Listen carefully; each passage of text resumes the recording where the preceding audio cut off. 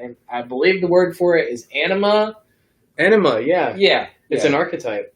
Okay. So anima. Thank you. You've Good seen catch. You've seen Lion King. Oh, boy, have I? Not the new one. I didn't even want to. I forgot about that. I don't even want their extra stream from me on Disney Plus. I refuse to watch. I haven't seen it either, and I don't care to. But OG Lion King. I just can't wait to be king. Yeah.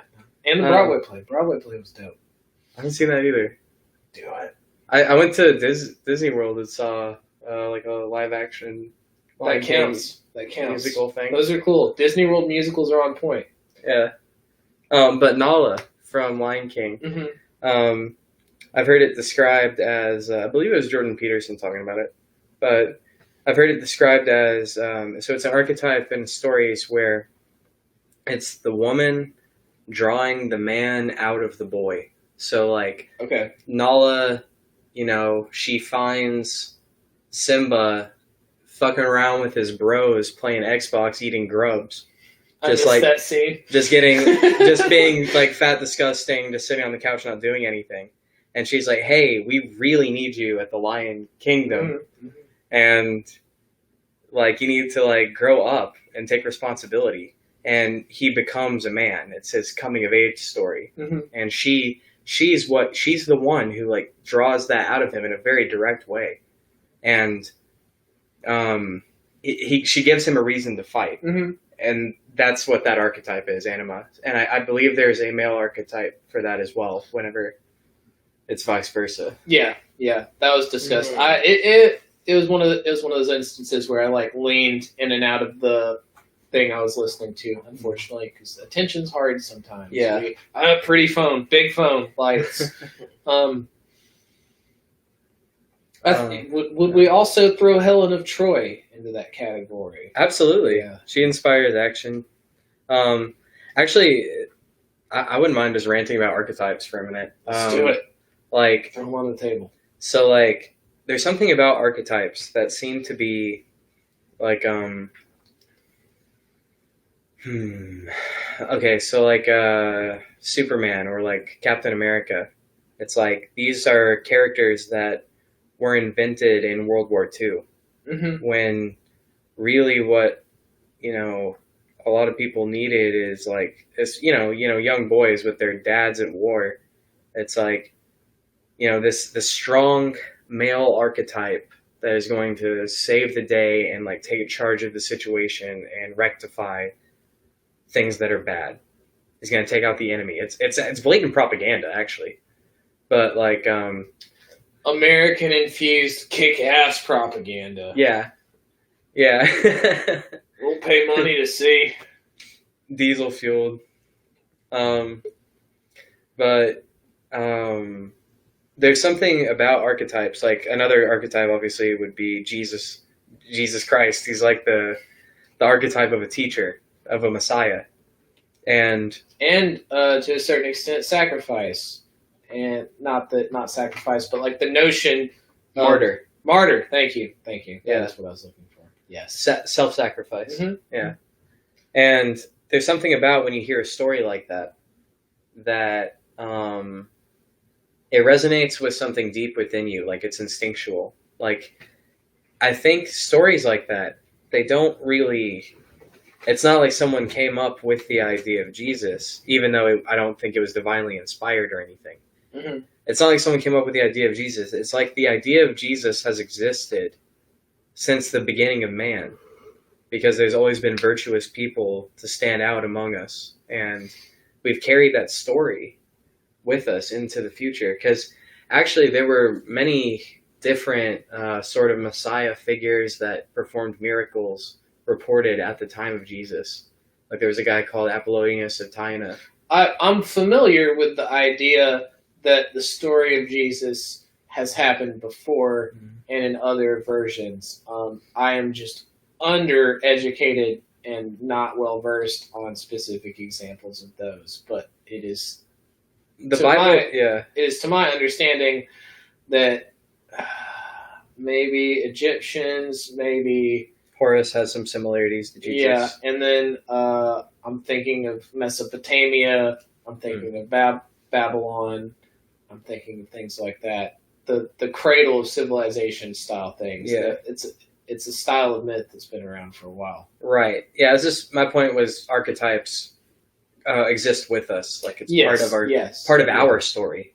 You know, like anima. How true is anima? It's like you're a lazy bum, and then a lady comes around and inspires you to action. She's like, hey, I guess I'll do that. She's like, hey, you need to like clean up your room or like, you know, like fix your shit. And it's like, you know what? Yeah. It's equal parts the archetype though, and it's equal parts like innate human / male desire. Or, you know, it doesn't even have to boil down to male specifically. Right. It is a masculine type of energy potentially that leads itself to you wanting to improve yourself to acquire the affection of a mate. Right. I'm going to go as far as to remove gender from the whole thing. It's just like a thing that happens. Sure. I wish I had phrased it better. Yeah. Either gender could fulfill that role. Mm-hmm. It's like, you know, you could say that a woman, you know, she's inspired to action because she wants to be worthy of her husband.